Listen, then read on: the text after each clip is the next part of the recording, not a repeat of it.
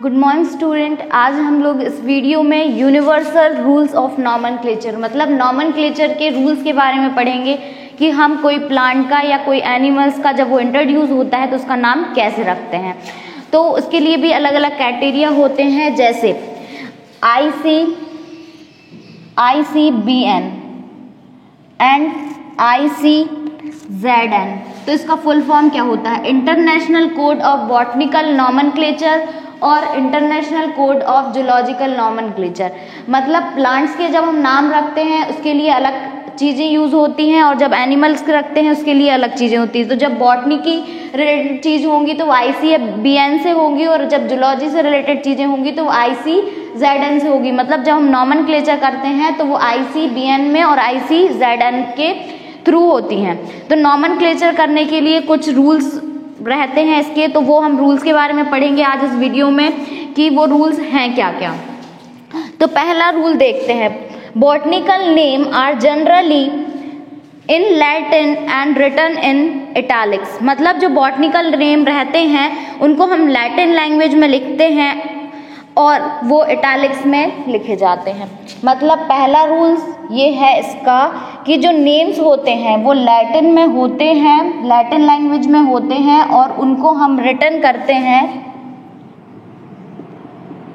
Written in italics, उनको italics language में लिखा जाता है। दूसरा रूल क्या है इसका? The first word in the biological name represent the genus while the second component denote the specific epithet। मतलब नॉमेनक्लेचर के लिए दो नाम की जरूरत पड़ती है, मतलब दो वर्ड की जरूरत पड़ती है। जो फर्स्ट वर्ड होता है वो जीनस को रिप्रेजेंट करता है और जो सेकंड वर्ड होता है वो स्पेसिफिक एपिथेटिक को रिप्रेजेंट करता है। उसका एक एग्जांपल देती हूँ मैं आपको, जैसे कि मैंजीफेरा इंडिका, MANGIFERA,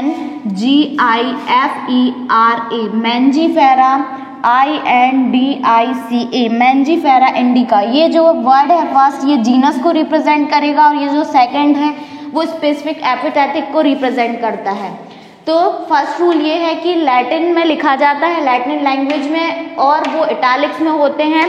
सेकंड चीज ये है इसका रूल कि जो दो वर्ड हम यूज कर रहे हैं, फर्स्ट जीनस को रिप्रेजेंट करता है और सेकंड स्पेसिफिक एपिथेटिक को रिप्रेजेंट करता है। एग्जांपल मैंजीफेरा इंडिका, ये जीनस बता रहा है इसका और ये स्पेसिफिक एपिथेटिक बताता है। अब हम थर्ड रूल देखते हैं, both the word in biological name when handwritten are separated, underlined or printed in italics to indicate their Latin origin।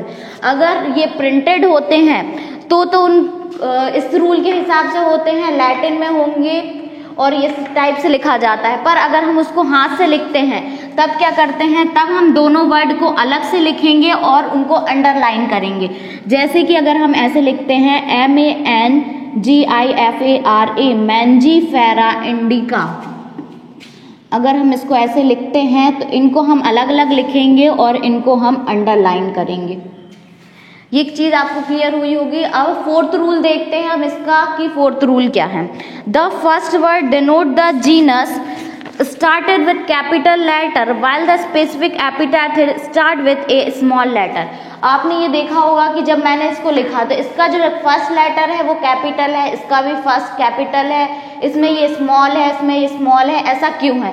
क्योंकि जो फर्स्ट वर्ड होता है हमारा जीनस का उसको हम कैपिटल से लिखते हैं और जो स्पेसिफिक एपिथेटिक का होता है उसको हम स्मॉल से लिखते हैं। तो ये इसका रूल है कि जो जीनस लिखा जाएगा उसका फर्स्ट वर्ड वो कैपिटल होगा और जो इसका सेकंड वर्ड होगा वो हम स्मॉल में लिखते हैं। तो ये मैं आपको बता देती हूँ लिख के कि जो जीनस है वो क्या लिखा जाएगा, जीनस जो रहता है उसको हम कैपिटल वर्ड देंगे, कैपिटल वर्ड, इसको कैपिटल वर्ड में लिखेंगे। एग्जाम्पल मैंजीफेरा, इसका जो वर्ड है ये कैपिटल में लिखा गया है। फिर जो इंडिका दिया हुआ है ये स्पेसिफिक एपिथेटिक का नाम है, इंडिका INDICA इंडिका, इसका जो वर्ड लिखा गया है ये स्मॉल लेटर में लिखा गया है। तो फोर्थ रूल यही है इसका। फिर हम इसको एक बार रिवाइज कर लेते हैं कि क्या हुआ इसमें। यूनिवर्सल रूल ऑफ नॉमेनक्लेचर मतलब नॉमेनक्लेचर के रूल्स बताए गए हैं यहाँ पर। इसमें पहला रूल ये है कि ये जो लिखा गया है वो लैटिन लैंग्वेज में लिखा जाएगा और वो इटैलिक्स में होगा।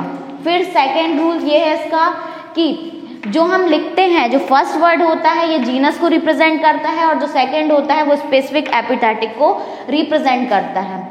थर्ड में ये मैंजीफेरा इंडिका है, अगर हम उसको हाथ से लिखते हैं तो दोनों को सेपरेट लिख के हम अंडरलाइन करेंगे, जैसे ये दोनों चीज अलग अलग लिखी गई हैं फिर हम इसको अंडरलाइन करते हैं।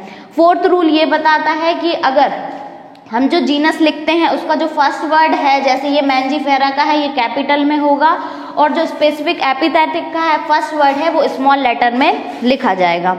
तो अब हम आगे पढ़ेंगे कि जो मॉडर्न रूल्स हैं वो कैसे लिखते हैं, तो वो भी मैं आपको बताती हूँ कि मॉडर्न रूल जो हैं वो कैसे लिखे जाएंगे। बेस जो मतलब मॉडल में अभी यूज कर रहे हैं किसके लिए, taxonomy study, basic model of modern taxonomy study, मतलब टैक्सोनॉमी को हमको अलग अलग कैटेगरी को डिवाइड करने के लिए हम किस रूल को अभी लेते हैं, इंक्लूड करते हैं मॉडर्न टैक्सोनॉमी में। तो पहला है इंटरनल और एक्सटर्नल स्ट्रक्चर देखते हैं। कोई भी चीज का हम क्या देखते हैं, एक्सटर्नल एंड इंटरनल स्ट्रक्चर। अभी हम मॉडर्न उसको अलग अलग करने के लिए इंटरनल और एक्सटर्नल स्ट्रक्चर देखते हैं। और क्या चीज देखेंगे हम, स्ट्रक्चर ऑफ सेल, मतलब वो कैसा बना हुआ है उसके सेल का स्ट्रक्चर देखेंगे, स्ट्रक्चर ऑफ सेल।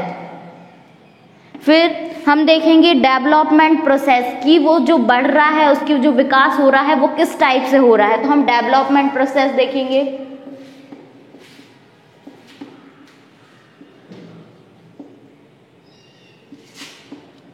इसमें डेवलपमेंट प्रोसेस देखी जाती हैं। फोर्थ चीज इकोलॉजिकल इंफॉर्मेशन ऑफ ऑर्गेनिम्स, मतलब उसके रिलेटेड जितनी भी इंफॉर्मेशन हमको चाहिए है ऑर्गेनिम से रिलेटेड, वो कहाँ से बिलोंग करता है, कैसा है, उस चीज के बारे में हमको पूरी नॉलेज होनी चाहिए कि जिसके बारे में हम बता रहे हैं वो कैसा है।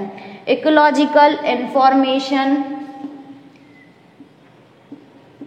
ऑफ ऑर्गेनिज्म, हमको उसके बारे में सारी नॉलेज होनी चाहिए कि वो कैसा है। ये किसके लिए यूज हुआ है, मॉडर्न टैक्सोनॉमी स्टडीज के लिए, टैक्सोनॉमिक मॉडर्न टैक्सोनॉमिक स्टडीज के लिए ये सारी चीजें यूज की गई हैं। मॉडर्न टैक्सोनॉमी के लिए क्या है, एक्सटर्नल इंटरनल स्ट्रक्चर, मतलब उसका बाहर से वो कैसा दिखता है, इंटरनल बॉडी उसकी कैसी बनी है वो देखा जाएगा। स्ट्रक्चर ऑफ सेल, उसका जो सेल का स्ट्रक्चर है वो किस टाइप का है, वो फुल्ली डेवलप है कि नहीं है, ये डेवलपमेंट ऑफ प्रोसेस में देखा जाएगा। इकोलॉजिकल इंफॉर्मेशन ऑफ ऑर्गेनिम्स, उससे रिलेटेड सारी इंफॉर्मेशन हम देखेंगे। फिर आपकी बुक में एक नया वर्ड इंट्रोड्यूस हुआ है, सिस्टमैटिक। ये सिस्टमैटिक क्या होता है, the branch of study in which different kind of organisms and their diversities and what also relation among them. Systematic है the branch of study in which different kind of organisms and their diversity and what also the relation among them. इसमें बताया जाएगा organisms, उसके relationship की कैसे उनके साथ जो इंक्लूड हुए हैं वो चीजें क्या हैं। तो पहले मैं आपको बताती हूँ सिस्टमा का मतलब क्या होता है। SYSTEMA जो सिस्टमा है वो लैटिन वर्ड से ओरिजिनेट हुआ है। कहाँ से आया है, ये एक लैटिन वर्ड से आया है जिसका मतलब होता है सिस्टमैटिक अरेंजमेंट ऑफ ऑर्गेनिम्स, मतलब उसके अरेंजमेंट के बारे में।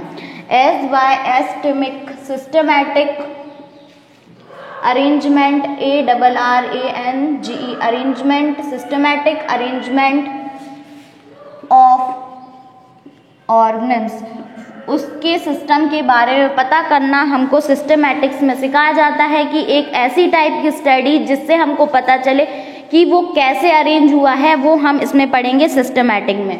तो जो सिस्टमा है वो एक लैटिन वर्ड है, इसका मतलब होता है सिस्टमैटिक अरेंजमेंट ऑफ ऑर्गेनिम्स, उसके अरेंजमेंट के बारे में। ये हमको बताया किसने है, लीनियस ने। Linnaeus use Systema Naturae as the title of his publication. ये जो सिस्टमा है ये वर्ड का यूज भी लीनियस ने किया गया है उनकी एक पब्लिकेशन में, मतलब जो उन्होंने एक बुक इंट्रोड्यूस किया था उसका टाइटल है ये सिस्टमा नेचुरी, जो लीनियस ने भी इंट्रोड्यूस किया गया है इसको। फिर हम टैक्सोनॉमी कैटेगरी के बारे में पढ़ेंगे कि टैक्सोनॉमी कैटेगरीज होती क्या है। तो हम देखेंगे इसमें कि टैक्सोनॉमी कैटेगरीज होती क्या है। तो टैक्सोनॉमी कैटेगरी में क्या क्या चीजें आती हैं वो आपको बताती हूँ मैं। किंगडम आता है, फिर phylum, PHYLUM, phylum and division आता है टैक्सोनॉमी कैटेगरी में। फिर क्लास आती है, इसमें ऑर्डर होते हैं, फैमिलीज होती हैं। ये सारी चीजें हैं जिसके बेस पे हम ऑर्गेनिज्म को डिस्क्राइब करते हैं कि वो किस टाइप का है, इसके बारे में बताया गया है टैक्सोनॉमी कैटेगरी में। फैमिली, जीनस और स्पीसीज, ये सारी चीजें हमको टैक्सोनॉमी कैटेगरी में बताई गई हैं। तो जो किंगडम है, phylum, division, class, order, family, genus, species, इन सब के बारे में हम डिटेल्स में पढ़ेंगे। बाकी हम ये देखते हैं ये क्या है, ये है टैक्सोनॉमी कैटेगरी। इनको हम अगर ऑल टोटल स्टडी करते हैं तो इनको हम बोलते हैं टैक्सा। क्या बोलेंगे इनको? TAXA, taxa. इनको पूरी कैटेगरीज को हम टैक्सा बोलते हैं और ये टैक्सोनॉमिक कैटेगरीज हैं। ये यहाँ से इंक्रीजिंग ऑर्डर में जाएगी, यहाँ से।